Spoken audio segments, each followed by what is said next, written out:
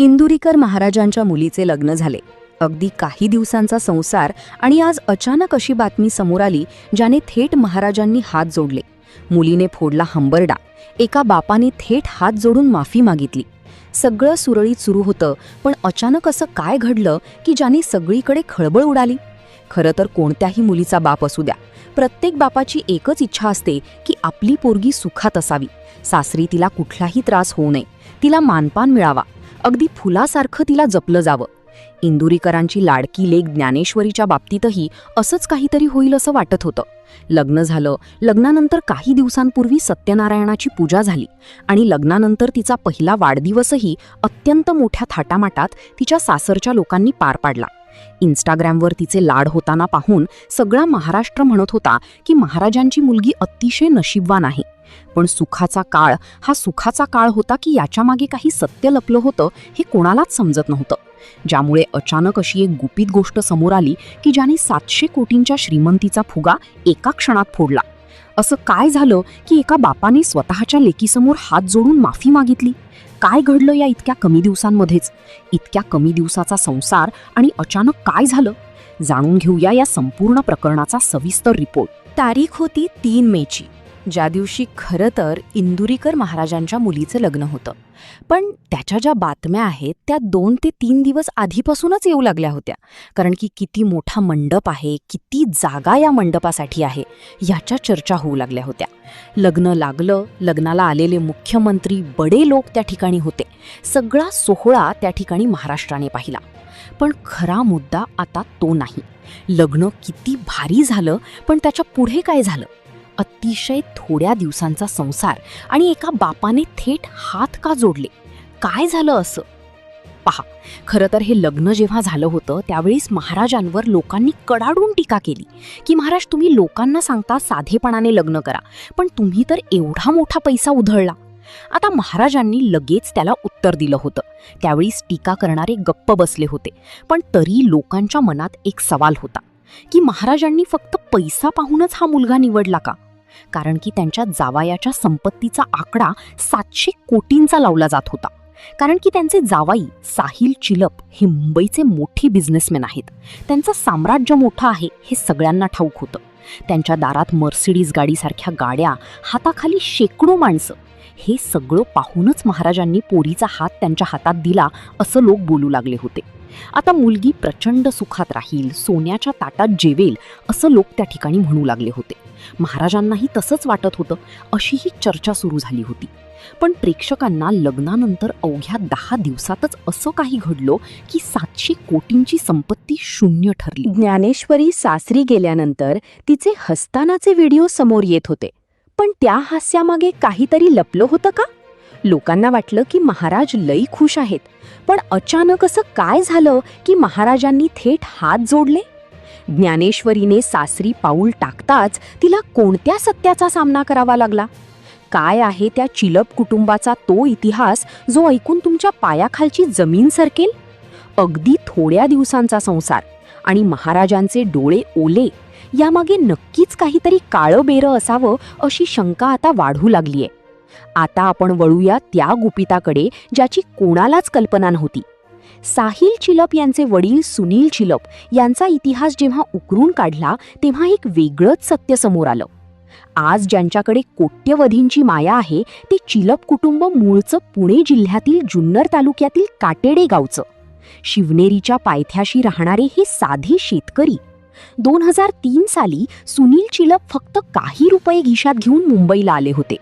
सुरुवातीला त्यांनी truck driver सोबत क्लीनर म्हणून काम केलं. उपाशी पोटी दिवस काढले.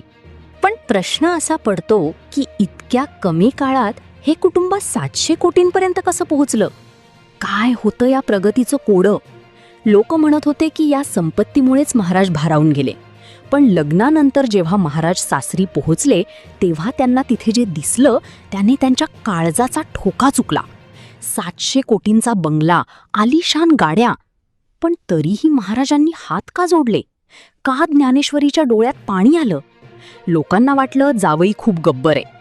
पण महाराजांना जावयाचं असं कोणतं नवं सत्य कळलं की ज्यामुळे पैशाची किंमत मातीमोल झाली? प्रत्येक 200-300 शब्दांनंतर एकच प्रश्न उभा राहतोय, असा काय धक्का बसला महाराजांना? इंस्टाग्रामवर एक व्हिडिओ व्हायरल झाला, ज्यात चिलप कुटुंबाच्या घरासमोरून जाताना एका महिलेने काहीतरी पाहिलं होतं. त्या आलिशान बंगल्याच्या बाहेर लाऊडस्पीकर लागलेला होता. लोकांना वाटलं तिथे मोठ्या पार्ट्या चालत असतील, मध्यधुंद तरुण नाचत असतील. पण जेव्हा त्या स्पीकरचा आवाज जवळून ऐकू आला, तेव्हा मात्र टीका करणाऱ्यांची तोंड बंद झाली. त्या 700 कोटींच्या बंगल्यात 24 तास हरिपाठाचा आवाज घुमत होता. महाराजांना हेच सत्य माहीत होतं, जे जगाला माहीत नव्हतं. महाराजांची आणि या घराण्याची ओळख 2015 पासूनची होती. जेव्हा वारकरी वारीला जायचे, तेव्हा हे करोडपती कुटुंब साध्या सेवकासारखं वारकऱ्यांची सेवा करायचं. महाराजांना दिसलं की एवढी श्रीमंती असूनही या माणसाचे पाय जमिनीवर आहेत. पण तरीही लग्नानंतर महाराज का रडले? त्यांनी लेकीसमोर हात का जोडले? ज्ञानेश्वरीला सासरी असं काय मिळालं की तिने हंबरडा फोडला? लोकांच्या नजरेत तो श्रीमंत जावई होता, पण महाराजांच्या नजरेत तो कोण होता? लग्नानंतर अवघ्या 10 दिवसातच असं काय घडलं की महाराजांना माफी मागावी लागली?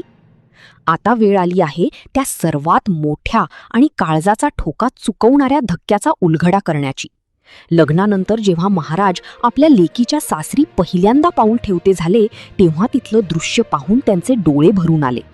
लोकांना वाटलं होतं ज्ञानेश्वरी तिथे सोन्याच्या ताटात जेवत असेल, नोकर चाकर तिचे पुढं मागं फिरत असतील. पण तिथं तर चित्रच वेगळं होतं. ते चित्र नेमकं काय होतं? कारण की ते चित्र पाहिलं आणि महाराज अत्यंत भावूक झाले. महाराजांनी भर मंडपात दोन्ही हात जोडले. मग अचानक असं काय झालं? अतिशय थोड्या दिवसाचा संसार आणि महाराज इतके दुःखी कसे काय दिसले? त्यांनी समाजाला इतकं प्रबोधन केलं, समाजाला असे काही नियम सांगितले की ज्याने अनेक लोकांचा संसार हा सुधारला आहे. पण मग त्यांच्या मुलीच्या बाबतीत असं काय घडलं की महाराजांनी इतक्या कमी दिवसातच त्यांना हात जोडण्याची वेळ आली? जगासाठी 700 कोटींची अफाट मालमत्ता दिसत होती.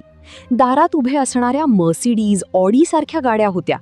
पण महाराजांसमोर सगळं शून्य झालं होतं, कारण की सत्य हे वेगळंच होतं.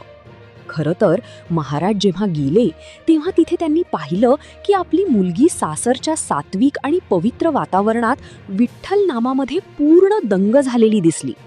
महाराज दुःखाने रडले नाहीत, तर ते महाराजांचे आनंदाचे आणि समाधानाचे अश्रू होते. महाराजांनी जे स्वप्न पाहिलं होतं, जे त्यांनी 10 वर्षापूर्वीच आपल्या मनात पक्क करून ठेवलं होतं, अगदी तसंच घडलं होतं. महाराजांच्या डोळ्यात जे पाणी आलं होतं, ते कसलं दुःख नव्हतं, तर ते एका बापाच्या आनंदाचे आणि समाधानाचे अश्रू होते. महाराजांनी अत्यंत भावूक होऊन दोन्ही हात जोडले. त्या क्षणी महाराजांचे मन भरून आले होते. त्यांचा आवाज गहिवरला होता. ते प्रांजळपणे कबूल करत होते की समाजाला सुधारण्याच्या नादात त्यांचे स्वतःच्या मुलीकडे दुर्लक्ष झाले. तिचे लहानपण कधी निसटले आणि तिची स्वप्ने कधी मोठी झाली हे त्यांना कळलेच नाही. ही अपराधीपणाची भावना त्यांना आतून खात होती. पण आज तिला या भक्तीने भारलेल्या आणि सुसंस्कृत घरात सुखात नांदताना पाहून त्यांच्या मनावरची अनेक वर्षांची टांगती तलवार जणू उतरली. ज्ञानेश्वरीच्या डोळ्यातून जे अश्रू वाहत होते, ते दुःखाचे नसून आपल्या वडिलांनी आपल्यासाठी शोधलेल्या या अनमोल घराप्रती असलेल्या आदरभावाचे होते. बाहेरच्या जगाला कदाचित कोट्यवधींची माया आणि आलिशान गाड्यांचे मोठेपण वाटत असेल, पण महाराजांच्या दृष्टीने त्या केवळ माती समान होत्या. त्यांना श्रीमंती हवी होती, ती मूल्यांची आणि आचरणाची. साहिल चिलप यांसारखा उच्चशिक्षित तरुण जेव्हा इंजिनियर असूनही शेतात राबतो आणि ज्या घरात सदैव भक्तीचा वास असतो, तेव्हा टीका करणाऱ्यांची बोलती आपोआप बंद होते. महाराजांनी लेकीचा हात केवळ पैशांच्या ढिगावर नाही, तर माणुसकी जपणाऱ्या एका वारकरी कुटुंबाच्या हाती सोपवला. गेल्या काही दिवसांपासून चाललेल्या चर्चांना यातून चोख उत्तर मिळाले आहे. पैसा येत जात राहतो, पण पित्याची शिकवण आणि सासरची माया हीच एका मुलीची खरी दौलत असते. हेच यातून अधोरेखित झाले आहे. या संपूर्ण प्रकरणातून आपल्याला एक गोष्ट शिकायला मिळते, आणि ती म्हणजे आयुष्यात पैसा कितीही कमवला तरी संस्काराची श्रीमंती सर्वात मोठी असते. इंदुरीकर महाराजांनी आजवर कीर्तनातून आपल्याला हे सांगितलं, आणि त्यांनी स्वतःच्या मुलीसाठी मुलगा निवडताना देखील याच गोष्टीला प्राधान्य दिलं. हे आज सिद्ध झाले. आता आपण व्हिडिओच्या अशा भागात आलो आहोत जिथे एका प्रेक्षक म्हणून काही गोष्टी समजून घेणं खूप गरजेचं आहे. तर तुम्हालाही असं वाटत असेल की आजकाल आजच्या काळात केवळ पैशाच्या मागे न धावता सुसंस्कृत कुटुंब मिळणे हे खूप भाग्य आहे. तर या व्हिडिओच्या कमेंट बॉक्समध्ये विठ्ठल विठ्ठल नक्की लिहा. तुमचा हा एक शब्द संस्काराप्रती असलेल्या तुमची श्रद्धा व्यक्त करेल. आता एक महत्त्वाची गोष्ट, अशा अनेक बातम्या सोशल मीडियावर फिरत असतात ज्यामध्ये अर्थभर सत्य असते. त्यामुळे कोणत्याही गोष्टीवर विश्वास ठेवण्यापूर्वी त्यामागचं वास्तव्य तपासा. जसं आपण आज पाहिलं की 700 कोटींची चर्चा खूप झाली, तर या घरात आध्यात्मिक वातावरण हे कोटींच्या मालमत्तेपेक्षाही मोलाचं आहे. तुम्हाला जर असा सुसंस्कृत समाज घडवायचा असेल तर या मुलांवर लहानपणापासूनच संस्कार करा. त्यामुळे कष्टाची आणि भक्तीची जाणीव करून घ्या. दुसरी महत्त्वाची पायरी म्हणजे सोशल मीडियावर कोणत्याही टीका करण्यापूर्वी व्यक्तीचा प्रवास समजून घेऊन घ्या. टीका करणं सोपं असतं, पण कोणाचं तरी आयुष्य उभं करणं कठीण असतं. जर तुमच्या मताची सहमत असाल तर व्हिडिओला जास्तीत जास्त लोकांपर्यंत शेअर करा, जेणेकरून साधेपणाने राहणाऱ्याला पण कर्तृत्व नसलेल्या कुटुंबाचा आदर वाटेल. शेवटी आता जाता एकच सांगेल की ज्ञानेश्वरी ताईचा हा सुखी संसार पाहून सर्वांच्या मनात एकच भावना येते की लेकीला असं सासर आणि असा समजूतदार बाप मिळावा. तुमचा हा रिपोर्ट कसा वाटला? महाराजांच्या या निर्णयाबद्दल तुमचं काय मत आहे हे आपल्या कमेंटमध्ये नक्की कळवा. तुमच्या प्रतिक्रिया आमच्यासाठी खूप मोलाच्या आहेत. चॅनलवर नवीन असेल तर सबस्क्राईब करू विसरू नका आणि बेल आयकॉन दाबा, जेणेकरून अशाच प्रकारच्या सत्य आणि सविस्तर बातम्या तुमच्यापर्यंत सर्वात आधी पोहोचेल. चला तर मग भेटूया अशाच एका नवीन आणि सत्य प्रकरणासह. जोपर्यंत पाहत राहा आमचे चॅनल. धन्यवाद. जय हरी. तुमचे कमेंट्स आम्हाला नक्की चांगल्या कामासाठी प्रेरणा देते, त्यामुळे व्यक्त व्हायला विसरू नका. तुमचं मत मांडणं हा तुमचा हक्क आहे आणि नक्की बजवावा हीच आमची इच्छा आहे. पण सर्वांनी या व्हिडिओला शेवटपर्यंत पाहिला त्याबद्दल मनापासून आभार मानतो आणि रजा घेते. धन्यवाद.